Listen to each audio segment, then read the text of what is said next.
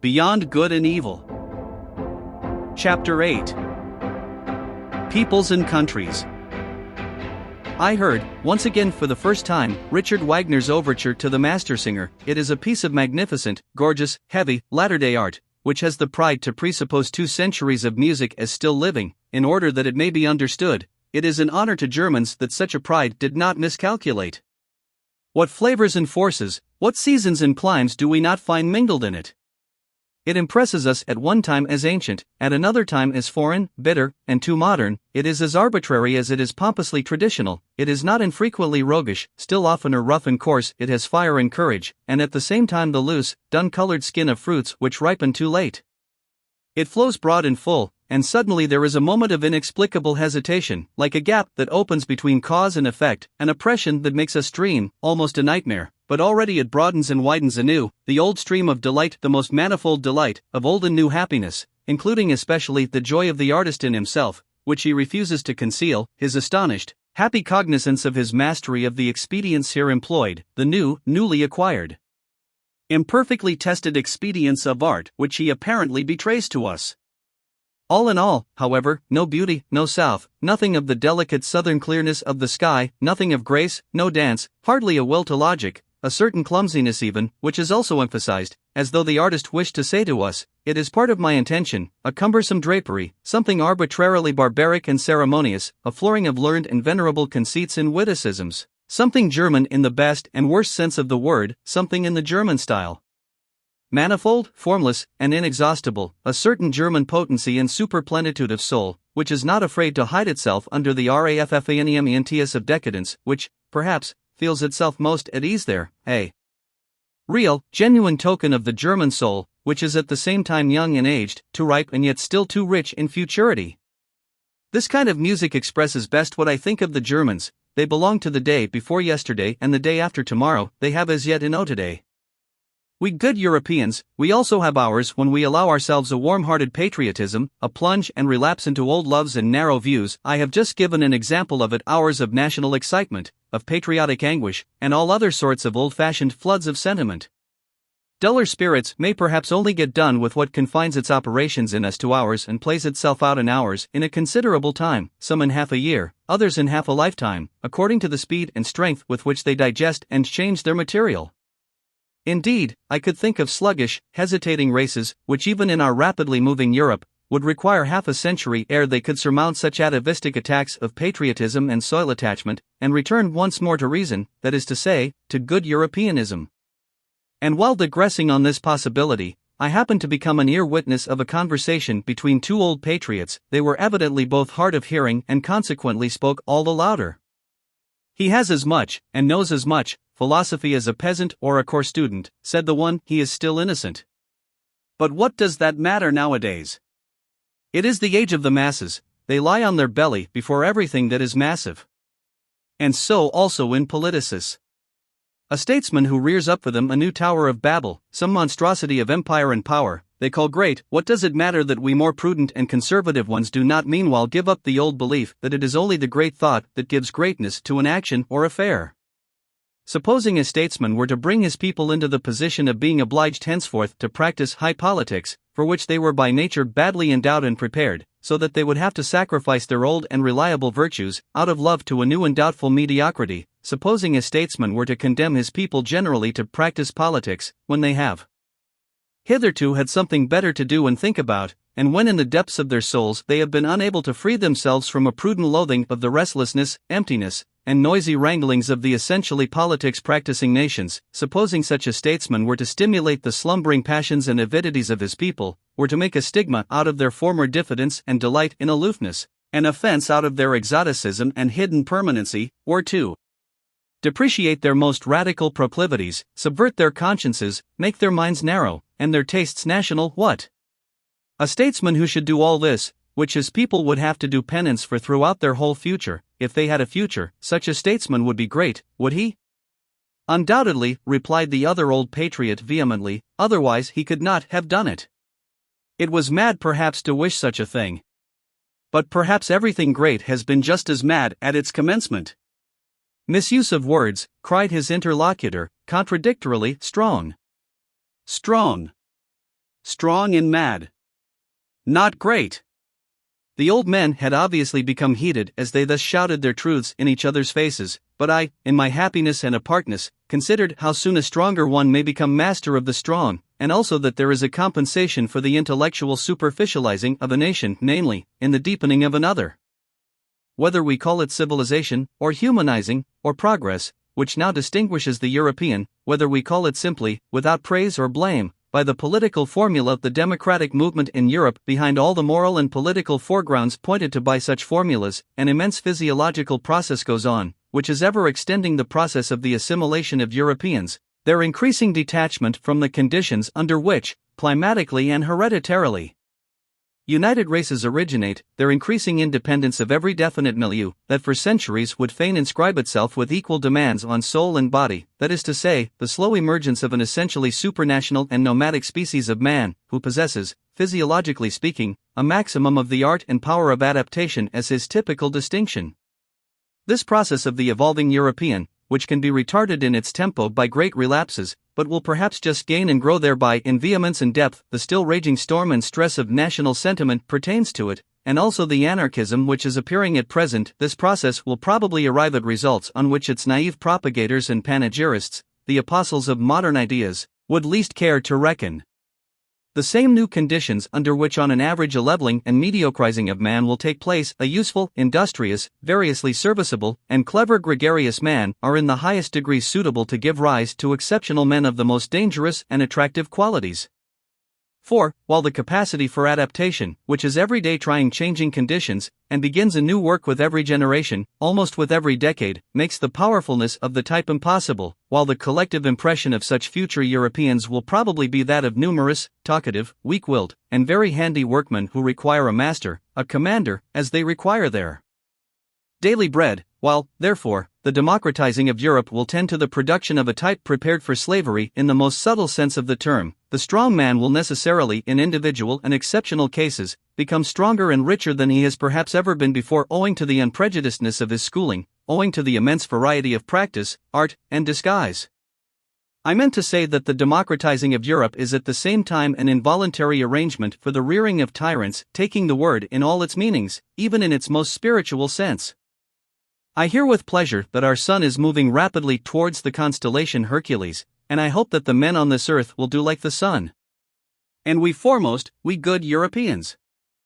There was a time when it was customary to call Germans deep by way of distinction, but now that the most successful type of new Germanism is covetous of quite other honors, and perhaps misses smartness in all that has depth, it is almost opportune and patriotic to doubt whether we did not formerly deceive ourselves with that commendation. In short, whether German depth is not at bottom something different and worse, and something from which, thank God, we are on the point of successfully ridding ourselves.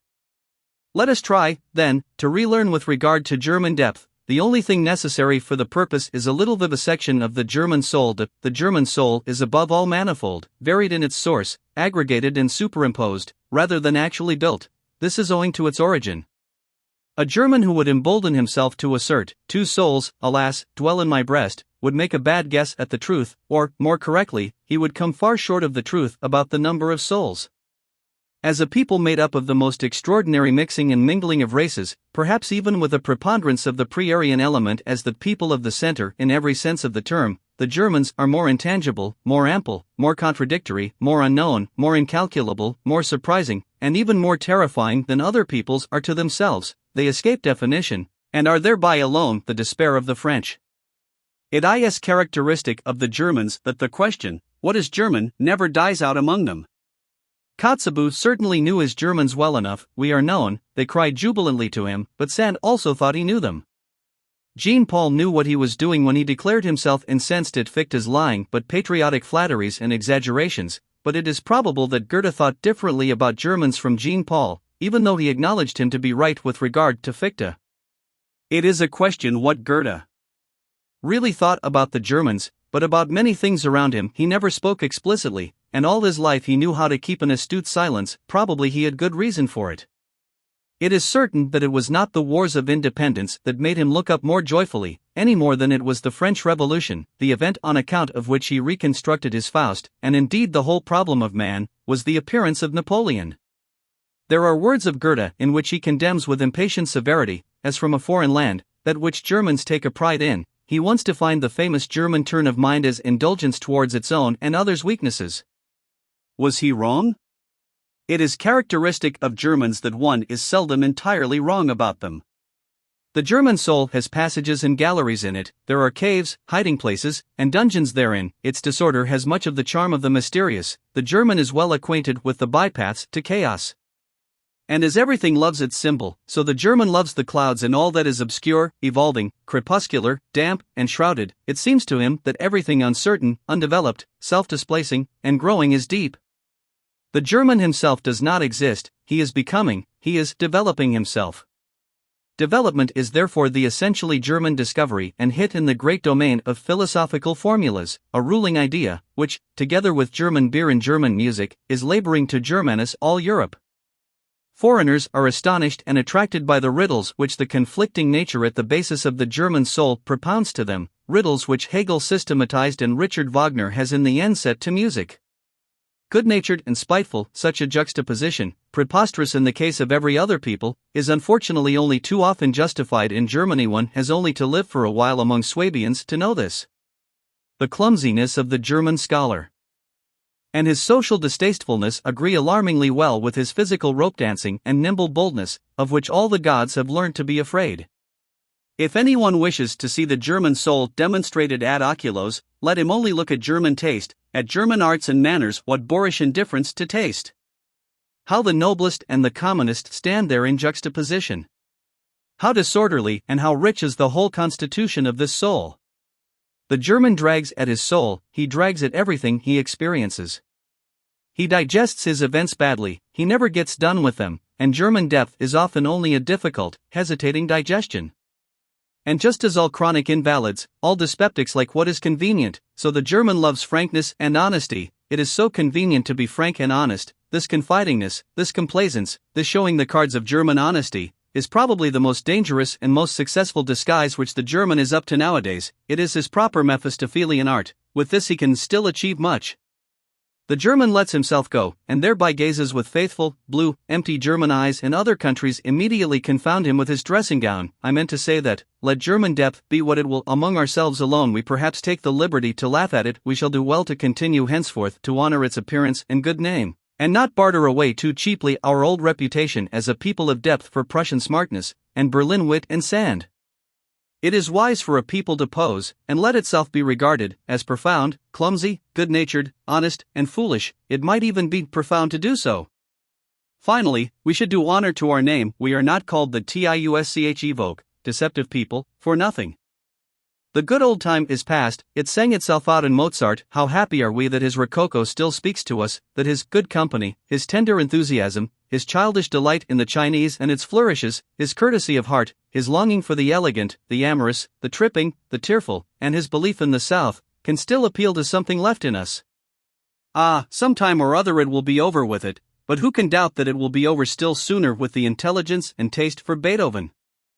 For he was only the last echo of a break and transition in style, and not, like Mozart, the last echo of a great European taste which had existed for centuries.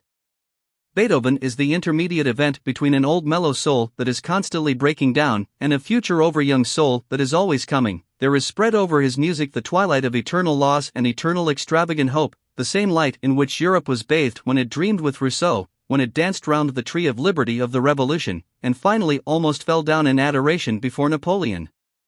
But how rapidly does this very sentiment now pale, how difficult nowadays is even the apprehension of this sentiment, how strangely does the language of Rousseau, Schiller, Shelley, and Byron sound to our ear, in whom collectively the same fate of Europe was able to speak, which knew how to sing in Beethoven. Whatever German music came afterwards, belongs to Romanticism, that is to say, to a movement which, historically considered, was still shorter, more fleeting, and more superficial than that great interlude, the transition of Europe from Rousseau to Napoleon, and to the rise of democracy. Weber, but what do we care nowadays for Freischütz and Oberon? Or Marschner's Hans Heiling and Vampire? Or even Wagner's Tannhauser? That is extinct, although not yet forgotten music. This whole music of Romanticism, besides, was not noble enough, was not musical enough. To maintain its position anywhere but in the theater and before the masses, from the beginning it was second-rate music, which was little thought of by genuine musicians. It was different with Felix Mendelssohn, that halcyon master, who, on account of his lighter, purer, happier soul, quickly acquired admiration, and was equally quickly forgotten, as the beautiful episode of German music. But with regard to Robert Schumann, who took things seriously, and has been taken seriously from the first, he was the last that founded a school. Do we not now regard it as a satisfaction, a relief, a deliverance, that this very romanticism of Schumann's has been surmounted?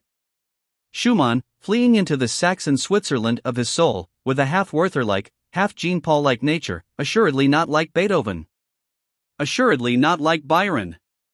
His Manfred music is a mistake and a misunderstanding to the extent of injustice. Schumann, with his taste, which was fundamentally a petty taste, that is to say, a dangerous propensity, doubly dangerous among Germans, for quiet lyricism and intoxication of the feelings, going constantly apart, timidly withdrawing and retiring, a noble weakling who revelled in nothing but anonymous joy and sorrow. From the beginning a sort of girl and Nalini Tanhair, this Schumann was already merely a German event in music, and no longer a European event, as Beethoven had been, as in a still greater degree Mozart had been. With Schumann German music was threatened with its greatest danger, that of losing the voice for the soul of Europe and sinking into a merely national affair. What a torture are books written in German to a reader who has a third ear! How indignantly he stands beside the slowly turning swamp of sounds without tune and rhythms without dance, which Germans call a book. And even the German who reads books. How lazily, how reluctantly, how badly he reads. How many Germans know, and consider it obligatory to know, that there is art in every good sentence, art which must be divined, if the sentence is to be understood. If there is a misunderstanding about its tempo, for instance, the sentence itself is misunderstood. That one must not be doubtful about the rhythm determining syllables, that one should feel the breaking of the too rigid symmetry as intentional and as a charm, that one should lend a fine and patient ear to every staccato and every rubato, that one should divine the sense and the sequence of the vowels and diphthongs, and how delicately and richly they can be tinted and retinted in the order of their arrangement. Who among book-reading Germans is complaisant enough to recognize such duties and requirements, and to listen to so much art and intention in language? After all, one just has no ear for it, and so the most marked contrasts of style are not heard, and the most delicate artistry is as it were squandered on the deaf. These were my thoughts when I noticed how clumsily and unintuitively two masters in the art of prose writing have been confounded, one, whose words drop down hesitatingly and coldly, as from the roof of a damp cave he counts on their dull sound and echo, and another who manipulates his language like a flexible sword, and from his arm down into his toes feels the dangerous bliss of the quivering, oversharp blade, which wishes to bite, hiss, and cut. How little the German style has to do with harmony and with the ear, is shown by the fact that precisely our good musicians themselves write badly. The German does not read aloud, he does not read for the ear, but only with his eyes. He has put his ears away in the drawer for the time. In antiquity, when a man read, which was seldom enough, he read something to himself, and in a loud voice. They were surprised when anyone read silently, and sought secretly the reason of it. In a loud voice, that is to say, with all the swellings, inflections, and variations of key and changes of tempo, in which the ancient public world took delight. The laws of the written style were then the same as those of the spoken style, and these laws depended partly on the surprising development and refined requirements of the ear and larynx, partly on the strength, endurance, and power of the ancient lungs. In the ancient sense, a period is above all a physiological whole, inasmuch as it is comprised in one breath. Such periods as occur in Demosthenes and Cicero, swelling twice and sinking twice, and all in one breath, were pleasures to the men of antiquity, who knew by their own schooling how to appreciate the virtue therein, the rareness and the difficulty in the deliverance of such a period. We have really no right to the big period, we modern men, who are short of breath in every sense. Those ancients, indeed, were all of them dilettanti in speaking, consequently connoisseurs, consequently critics. They thus brought their orators to the highest pitch, in the same manner as in the last century, when all Italian ladies and gentlemen knew how to sing. The virtuosoship of song, and with it also the art of melody, reached its elevation. In Germany, however, until quite recently, when a kind of platform eloquence began shyly and awkwardly enough to flutter its young wings, there was properly speaking only one kind of public and approximately artistical discourse that delivered from the pulpit. The preacher was the only one in Germany who knew the weight of a syllable or a word, in what manner a sentence strikes, springs, rushes, flows, and comes to a close. he alone had a conscience in his ears, often enough a bad conscience, for reasons are not lacking why proficiency in oratory should be especially seldom attained by a German, or almost always too late. The masterpiece of German prose is therefore with good reason the masterpiece of its greatest preacher. The Bible has hitherto been the best German book. Compared with Luther's Bible, almost everything else is merely literature, something which has not grown in Germany, and therefore has not taken and does not take root in German hearts, as the Bible has done. There are two kinds of geniuses, one which above all engenders and seeks to engender, and another which willingly lets itself be fructified and brings forth. And similarly, among the gifted nations, there are those on whom the woman's problem of pregnancy has devolved, and the secret task of forming, maturing, and perfecting. The Greeks, for instance, were a nation of this kind, and so are the French, and others which have to fructify and become the cause of new modes of life, like the Jews, the Romans, and, in all modesty be it asked, like the Germans? Nations tortured and enraptured by unknown fevers and irresistibly forced out of themselves. Amorous and longing for foreign races, for such as let themselves be fructified, and withal imperious, like everything conscious of being full of generative force, and consequently empowered by the grace of God. These two kinds of geniuses seek each other like man and woman, but they also misunderstand each other like man and woman. Every nation has its own Tartuffery, and calls that its virtue. One does not know, cannot know, the best that is in one.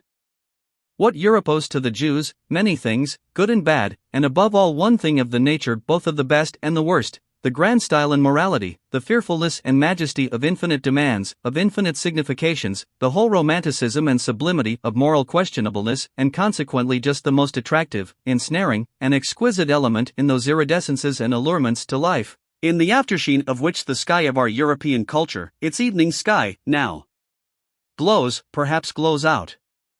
For this, we artists among the spectators and philosophers are grateful to the Jews. It must be taken into the bargain, if various clouds and disturbances, in short, slight attacks of stupidity, pass over the spirit of a people that suffers and wants to suffer from national nervous fever and political ambition. For instance, among present-day Germans there is alternately the anti-French folly, the anti-Semitic folly, the anti-Polish folly, the Christian romantic folly, the Wagnerian folly, the Teutonic folly, the Prussian folly. Just look at those poor historians, the Sibyls and Treitschkas, and their closely bandaged heads, and whatever else these little obscurations of the German spirit and conscience may be called. May it be forgiven me that I, too, when on a short daring sojourn on very infected ground, did not remain wholly exempt from the disease, but like everyone else, began to entertain thoughts about matters which did not concern me, the first symptom of political infection. About the Jews, for instance, listen to the following. I have never yet met a German who was favorably inclined to the Jews, and however decided the repudiation of actual anti-Semitism may be on the part of all prudent and political men, this prudence and policy is not perhaps directed against the nature of the sentiment itself, but only against its dangerous excess, and especially against the distasteful and infamous expression of this excessive sentiment. On this point we must not deceive ourselves. That Germany has amply sufficient Jews, that the German stomach, the German blood, has difficulty, and will long have difficulty, in disposing only of this quantity of Jew, as the Italian, the Frenchman, and the Englishman have done by means of a stronger digestion, that is the unmistakable declaration in language of a general instinct, to which one must listen and according to which one must act. Let no more Jews come in. And shut the doors, especially towards the east, also towards Austria.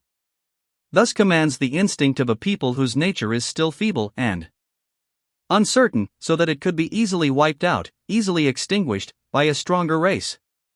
The Jews, however, are beyond all doubt the strongest, toughest, and purest race at present living in Europe. They know how to succeed even under the worst conditions, in fact better than under favorable ones, by means of virtues of some sort, which one would like nowadays to label as vices, owing above all to a resolute faith which does not need to be ashamed before modern ideas. They alter only, when they do alter, in the same way that the Russian Empire makes its conquest as an empire that has plenty of time and is not of yesterday, namely, according to the principle, as slowly as possible. A thinker who has the future of Europe at heart will, in all his perspectives concerning the future, calculate upon the Jews, as he will calculate upon the Russians, as above all the surest and likeliest factors in the great play and battle of forces. That which is at present called a nation in Europe, and is really rather a residential facta than nata, indeed, sometimes confusingly similar to a residential ficta depicta, is in every case something evolving, young, easily displaced, and not yet a race, much less such a race air perennis, as the Jews or such nations should most carefully avoid all hot-headed rivalry and hostility. It is certain that the Jews, if they desired, or if they were driven to it, as the anti-Semites seem to wish, could now have the ascendancy, nay, literally the supremacy, over Europe. That they are not working and planning for that end is equally certain. Meanwhile, they rather wish and desire, even somewhat importunely, to be absorbed and absorbed by Europe. They long to be finally settled, authorized, and respected somewhere, and wish to put an end to the nomadic life, to the wandering Jew, and one should certainly take account of this impulse and tendency, and make advances to it. It possibly betokens a mitigation of the Jewish instincts, for which purpose it would perhaps be useful and fair to banish the anti-Semitic ballers out of the country. One should make advances with all prudence, and with selection, pretty much as the English nobility do. It stands to reason that the more powerful and strongly marked types of New Germanism could enter into relation with the Jews with the least hesitation. For instance, the nobleman officer from the Prussian border. It would be interesting in many ways to see whether the genius for money and patience, and especially some intellect and intellectuality sadly lacking in the place referred to, could not in addition be annexed and trained to the hereditary art of commanding and obeying, for both of which the country in question has now a classic reputation. But here it is expedient to break off my festal discourse and my sprightly tutanomania, for I have already reached my serious topic, the European problem, as I understand it, the rearing of a new ruling caste for Europe. They are not a philosophical race, the English. Bacon represents an attack on the philosophical spirit generally, Hobbes, Hume, and Locke, an abasement, and a depreciation of the idea of a philosopher for more than a century. It was against Hume that Kant uprose and raised himself. It was Locke of whom Schelling rightly said, J. Mepris Locke, in the struggle against the English mechanical stultification of the world. Hegel and Schopenhauer, along with Goethe, were of one accord, the two hostile brother geniuses in philosophy, who pushed in different directions towards the opposite poles of German thought, and thereby wronged each other as only brothers will do. What is lacking in England, and has always been lacking, that half-actor and rhetorician knew well enough, the absurd muddlehead, Carlyle, who sought to conceal under passionate grimaces what he knew about himself, namely, what was lacking in Carlyle: real power of intellect, real depth of intellectual perception, in short, philosophy. It is characteristic of such an unphilosophical race to hold on firmly to Christianity. They need its discipline for moralizing and humanizing. The Englishman, more gloomy, sensual, headstrong, and brutal than the German, is for that very reason, as the baser of the two, also the most pious. He has all the more need of Christianity. To finer nostrils, this English Christianity itself has still a characteristic English taint of spleen and alcoholic excess, for which, owing to good reasons, it is used as an antidote, the finer poison, to neutralize the coarser. A finer form of poisoning is in fact a step in advance with coarse-mannered people, a step towards spiritualization. The English coarseness and rustic demureness is still most satisfactorily disguised by Christian pantomime, and by praying and psalm-singing, or, more correctly, it is thereby explained and differently expressed, and for the herd of drunkards and rakes who formerly learned moral grunting under the influence of Methodism, and more recently as the Salvation Army, a penitential fit may really be the relatively highest manifestation of humanity to which they can be elevated. So much may reasonably be admitted. That, however, which offends even in the humanest Englishman is his lack of music. To speak figuratively, and also literally, he has neither rhythm nor dance in the movements of his soul and body, indeed, not even the desire for rhythm and dance, for music. Listen to him speaking. Look at the most beautiful Englishwoman walking. In no country on earth are there more beautiful doves and swans. Finally, listen to them singing. But I ask too much. There are truths which are best recognized by mediocre minds, because they are best adapted for them. There are truths which only possess charms and seductive power for mediocre spirits. One is pushed to this probably unpleasant conclusion, now that the influence of respectable but mediocre Englishmen, I may mention Darwin, John Stuart Mill, and Herbert Spencer, begins to gain the ascendancy in the middle-class region of European taste. Indeed, who could doubt that it is a useful thing for such minds to have the ascendancy for a time? It would be an error to consider the highly developed and independently soaring minds especially qualified for determining and collecting many little common facts, and deducing conclusions from them, as exceptions. They are rather from the first in no very favorable position towards those who are the rules. After all, they have more to do than merely to perceive. In effect, they have to be something new, they have to signify something new, they have to represent new values. The gulf between knowledge and capacity is perhaps greater, and also more mysterious, than one thinks. The capable man in the grand style, the creator, will possibly have to be an ignorant person, while on the other hand, for scientific discoveries like those of Darwin, a certain narrowness, aridity, and industrious carefulness, in short, something English, may not be unfavorable for arriving at them. Finally, let it not be forgotten that the English, with their profound mediocrity, brought about once before a general depression of European intelligence. What is called modern ideas, or the ideas of the 18th century, or French ideas that, consequently, against which the German mind rose up with profound disgust, is of English origin, there is no doubt about it. The French were only the apes and actors of these ideas, their best soldiers, and likewise, alas, their first and profoundest victims, for owing to the diabolical Anglomania of modern ideas, the ame français has in the end become so thin and emaciated, that at present one recalls its 16th and 17th centuries, its profound, passionate strength, its inventive excellency, almost with disbelief. One must, however, maintain this verdict of historical justice in a determined manner, and defend it against present prejudices and appearances. The European noblesse of sentiment, taste, and manners, taking the word in every high sense, is the work and invention of France. The European ignobleness, the plebeianism of modern ideas, is England's work and invention. Even at present France is still the seat of the most intellectual and refined culture of Europe. It is still the high school of taste, but one must know how to find this France of taste. He who belongs to it keeps himself well concealed. They may be a small number in whom it lives and is embodied, besides perhaps being men who do not stand upon the strongest legs, in part fatalists, hypochondriacs, invalids, in part persons overindulged, over-refined, such as have the ambition to conceal themselves. They have all something in common: they keep their ears closed in presence of the delirious folly and noisy spouting of the democratic bourgeois. In fact, a besotted and brutalized France at present sprawls in the foreground. It recently celebrated a veritable orgy of bad taste, and at the same time of self-admiration, at the funeral of Victor Hugo. There is also something else common to them: a predilection to resist intellectual Germanizing, and a still greater inability to do so. In this France of intellect, which is also a France of pessimism, Schopenhauer has perhaps become more at home, and more indigenous than he has ever been in Germany, not to speak of Heinrich Heine, who has long ago been reincarnated in the more refined and fastidious lyrists of Paris, or of Hegel, who at present, in the form of Taine, the first of living historians, exercises an almost tyrannical influence. As regards Richard Wagner, however, the more French music learns to adapt itself to the actual needs of the ame moderne, the more will it Wagnerite. One can safely predict that beforehand, it is already taking place sufficiently. There are, however, three things which the French can still boast of with pride as their heritage and possession, and as indelible tokens of their ancient intellectual superiority in Europe, in spite of all voluntary or involuntary Germanizing and vulgarizing of taste.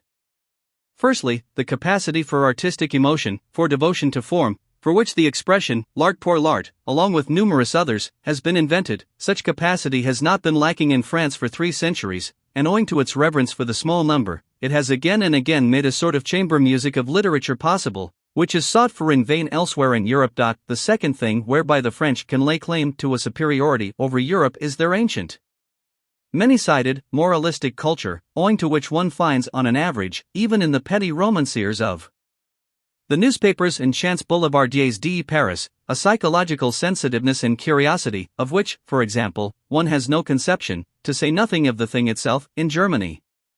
The Germans lack a couple of centuries of the moralistic work requisite thereto, which, as we have said, France has not grudged. Those who call the Germans naive on that account give them commendation for a defect. As the opposite of the German inexperience and innocence in voluptate psychologica, which is not too remotely associated with the tediousness of German intercourse, and as the most successful expression of genuine French curiosity and inventive talent in this domain of delicate thrills, Henri Bayle may be noted, that remarkable anticipatory and forerunning man, who, with a Napoleonic tempo, traversed his Europe, in fact, several centuries of the European soul, as a surveyor and discoverer thereof. It has required 2 generations to overtake him one way or other, to divine long afterwards some of the riddles that perplexed and enraptured him, the strange Epicurean and man of interrogation, the last great psychologist of France. There is yet a third claim to superiority. In the French character there is a successful halfway synthesis of the North and South, which makes them comprehend many things, and enjoins upon them other things, which an Englishman can never comprehend. Their temperament, turned alternately to and from the south, in which from time to time the Provençal and Ligurian blood froths over, preserves them from the dreadful northern grey and grey, from sunless conceptual spectrism and from poverty of blood, our German infirmity of taste, for the excessive prevalence of which at the present moment, blood and iron, that is to say high politics, has with great resolution been prescribed, according to a dangerous healing art, which bids me wait and wait. But not yet hope. There is also still in France a pre-understanding and ready welcome for those rarer and rarely gratified men who are too comprehensive to find satisfaction in any kind of fatherlandism, and know how to love the South when in the North and the North when in the South, the born Midlanders, the good Europeans. For them Bizet has made music, this latest genius, who has seen a new beauty in seduction, who has discovered a piece of the South in music. I hold that many precautions should be taken against German music. Suppose a person loves the South as I love it, as a great school of recovery for the most spiritual and the most sensuous ills, as a boundless solar profusion and effulgence which o'erspreads a sovereign existence, believing in itself, well, such a person will learn to be somewhat on his guard against German music, because, in injuring his taste anew, it will also injure his health anew. Such a southerner not by origin but by belief, if he should dream of the future of music, must also dream of it being freed from the influence of the North, and must have in his ears the prelude to a deeper, mightier, and perhaps more perverse and mysterious music, a super-German music, which does not fade, pale, and die away, as all German music does, at the sight of the blue, wanton sea and the Mediterranean clearness of sky, as super-European music, which holds its own even in presence of the brown sunsets of the desert, whose soul is akin to the palm tree, and can be at home and can roam with big, beautiful, lonely beasts of prey. I could imagine a music of which the rarest charm would be that it knew nothing more of good and evil, only that here and there perhaps some sailor's homesickness, some golden shadows and tender weaknesses might sweep lightly over it, an art which, from the far distance, would see the colors of a sinking and almost incomprehensible moral world fleeing towards it, and would be hospitable enough and profound enough to receive such belated fugitives. Owing to the morbid estrangement which the nationality craze has induced and still induces among the nations of Europe, owing also to the short-sighted and hasty-handed politicians, who with the help of this craze, are at present in power, and do not suspect to what extent the disintegrating policy they pursue must necessarily be only an interlude policy, owing to all this and much else that is altogether unmentionable at present, the most unmistakable signs that Europe wishes to be one, are now overlooked, or arbitrarily and falsely misinterpreted. With all the more profound and large-minded men of this century, the real general tendency of the mysterious labor of their souls was to prepare the way for that new synthesis, and tentatively to anticipate the European of the future. Only in their simulations, or in their weaker moments, in old age perhaps, did they belong to the fatherlands. They only wrested from themselves when they became patriots.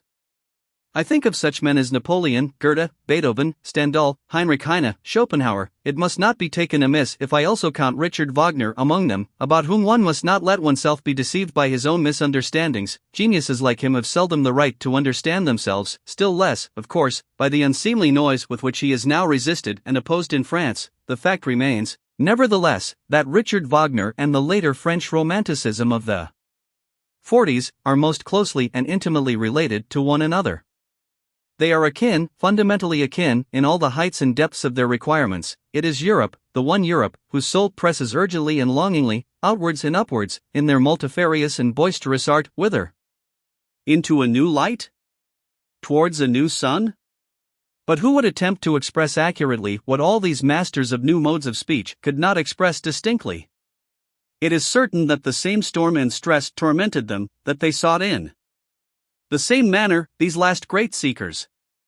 All of them steeped in literature to their eyes and ears, the first artists of universal literary culture, for the most part even themselves writers, poets, intermediaries and blenders of the arts and the senses. Wagner, as musician, is reckoned among painters, as poet among musicians, as artist generally among actors, all of them fanatics for expression at any cost. I specially mention Delacroix, the nearest related to Wagner, all of them great discoverers in the realm of the sublime, also of the loathsome and dreadful, still greater discoverers in effect, in display, in the art of the showshop, all of them talented far beyond their genius, out-and-out virtuosi, with mysterious accesses to all that seduces, allures, constrains, and upsets, born enemies of logic and of the straight line, hankering after the strange, the exotic, the monstrous, the crooked, and the self-contradictory, as men, Tantaluses of the will, plebeian parvenus, who knew themselves to be incapable of a noble tempo or of a lento in life and action. Think of Balzac, for instance, unrestrained workers, almost destroying themselves by work, antinomians and rebels in manners, ambitious and insatiable, without equilibrium and enjoyment, all of them finally shattering and sinking down at the Christian cross, and with right and reason. For who of them would have been sufficiently profound and sufficiently original for an anti-Christian philosophy, on the whole, a boldly daring, splendidly overbearing, high-flying, and aloft up-dragging class of higher men, who had first to teach their century, and it is the century of the masses, the conception higher man. Let the German friends of Richard Wagner advise together as to whether there is anything purely German in the Wagnerian art, or whether its distinction does not consist precisely in coming from super-German sources and impulses, in which connection it may not be underrated how indispensable Paris was to the development of his type, which the strength of his instincts made him long to visit at the most decisive time, and how the whole style of his proceedings, of his self-apostolate, could only perfect itself in sight of the French socialistic original. On a more subtle comparison it will perhaps be found, to the honor of Richard Wagner's German nature, that he has acted in everything with more strength, daring, severity, and elevation than a 19th-century Frenchman could have done, owing to the circumstance that we Germans are as yet nearer to barbarism than the French. Perhaps even the most remarkable creation of Richard Wagner is not only at present, but forever inaccessible, incomprehensible, and inimitable to the whole latter day Latin race, the figure of Siegfried, that very free man, who was probably far too free, too hard, too cheerful, too healthy, too anti-Catholic for the taste of old and mellow civilized nations. He may even have been a sin against Romanticism, this anti-Latin Siegfried. Well, Wagner atoned amply for this sin in his old sad days, when, anticipating a taste which has meanwhile passed into politics, he began, with the religious vehemence peculiar to him, to preach, at least, the way to Rome, if not to walk therein. That these last words may not be misunderstood, I will call to my aid a few powerful rhymes, which will even betray to less delicate ears what I mean counter to the last Wagner and his Parsifal music. Is this our mode? From German heart came this vexed ululating? From German body, this self-lacerating? Is ours this priestly hand dilation, this incense-fuming exaltation? Is ours this faltering, falling, shambling, this quite uncertain ding-dong dangling? This sly nunobling, of our bell ringing, this holy false enraptured heaven o'erspringing? Is this our mode? Think well, ye still wait for admission, for what ye hear is Rome's faith by intuition.